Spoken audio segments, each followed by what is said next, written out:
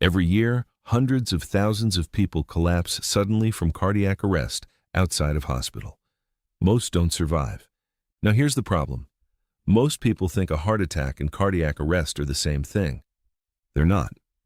They are completely different conditions, with different causes, different symptoms, and critically, different responses.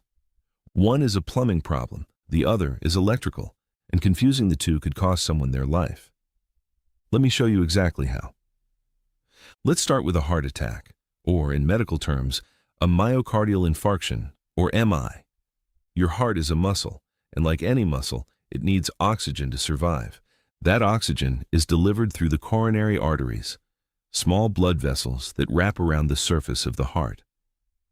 A heart attack happens when one of those arteries gets blocked. Usually, this starts with a fatty plaque that builds up over years.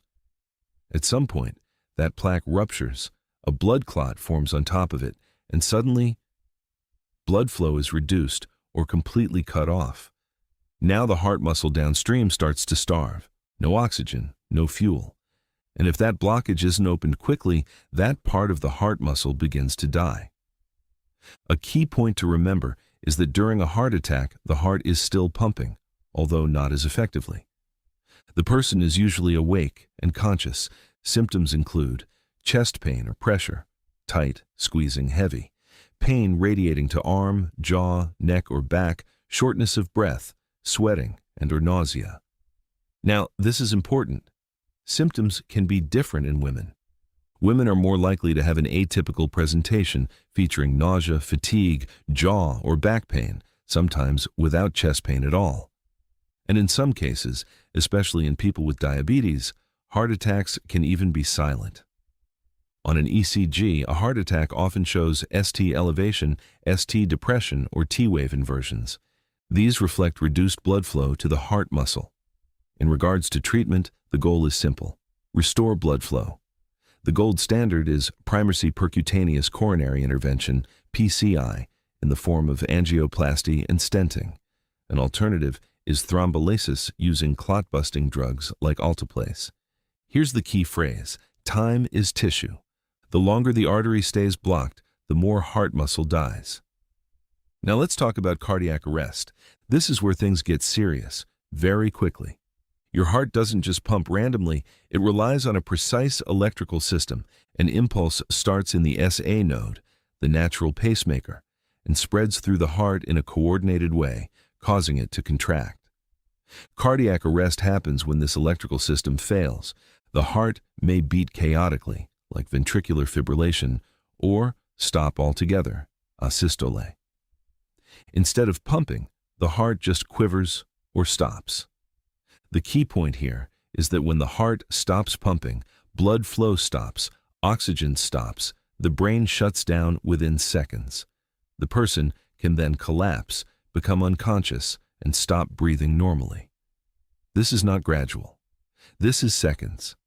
Cardiac arrest rhythms include shockable rhythms like ventricular fibrillation, VF, and pulseless ventricular tachycardia, VT, and non-shockable rhythms like asystole and pulseless electrical activity, PEA.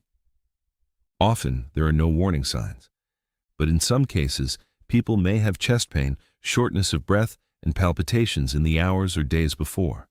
Treatment must be immediate. Number 1, call emergency services. Number 2, start CPR immediately. Number 3, use an AED as soon as possible. CPR keeps blood flowing to the brain. An AED delivers a shock to reset the heart rhythm, but only if it's a shockable rhythm.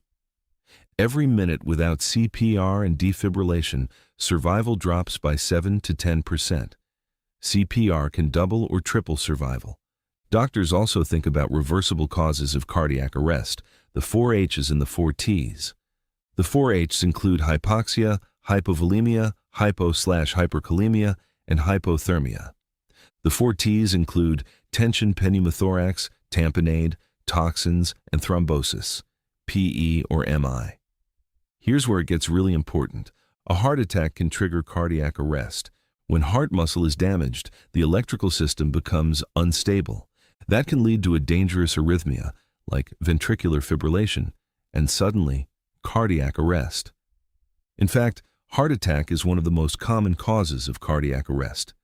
But, and this is crucial, most heart attacks do not lead to cardiac arrest, and cardiac arrest can also happen without a heart attack, especially in younger people with electrical conditions.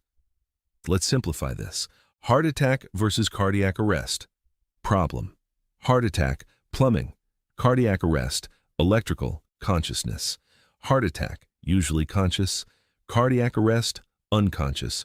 Heart function: heart attack, still pumping; cardiac arrest, not pumping effectively. Onset: heart attack, gradual; cardiac arrest, sudden.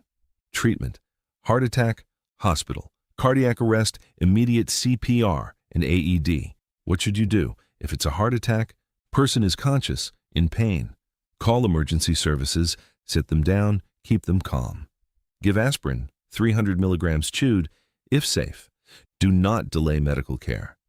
If it's a cardiac arrest, person collapsed, not responding and not breathing normally. This is a life or death situation. Call emergency services, start CPR immediately. Push hard, push fast, 100 to 120 per minute. Use an AED if available. Do not wait. If you remember just one thing: heart attack, the heart is still working; cardiac arrest, the heart has stopped. And that's the clear cut.